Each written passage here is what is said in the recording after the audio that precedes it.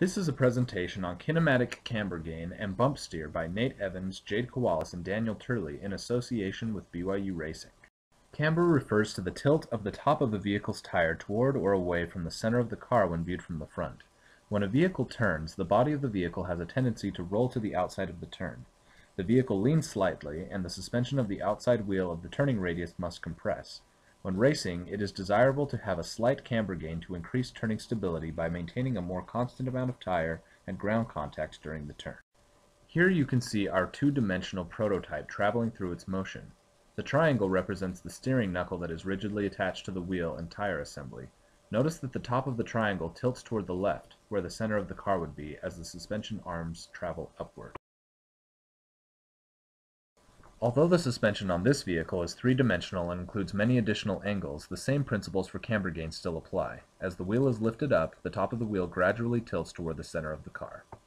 We chose to use three-position complex number synthesis for our prototype.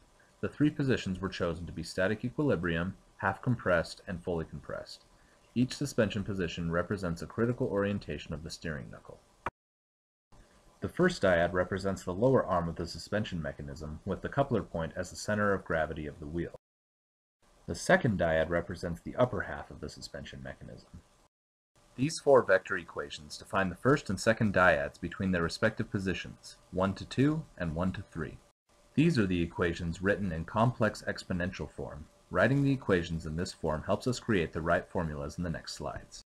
Now the equations are written in complex form, so each equation can be split into real and imaginary parts. Completing this step allows us to create enough equations to solve for all of the unknown variables. The unknowns in the first dyad are w, theta, p21x, and p31x, while the unknowns in the second dyad are u, sigma, gamma 2, and gamma 3. All other variables were either known or were free choices. Here are the real equations that can now be solved using a nonlinear equation solver.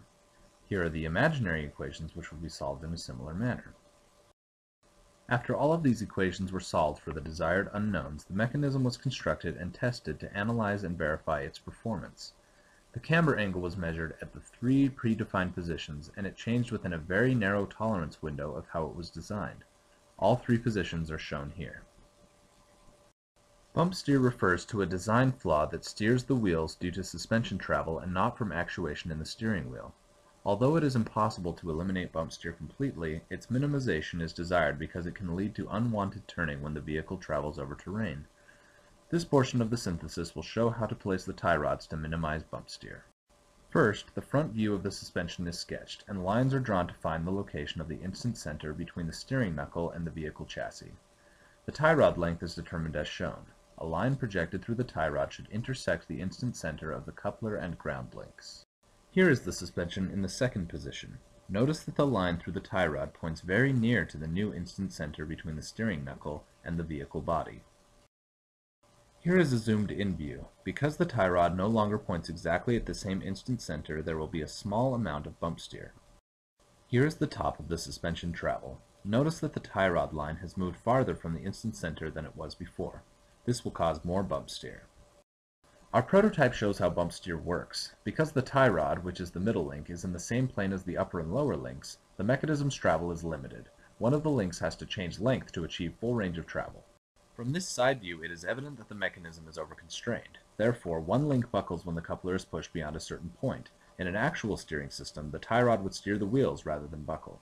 Here is a video of a car that was designed to have minimal bump steer. This front wheel moves very little as it travels up and down relative to the chassis. Here is the other front wheel. There is slightly more bump steer on the outside when the wheels are turned, as shown.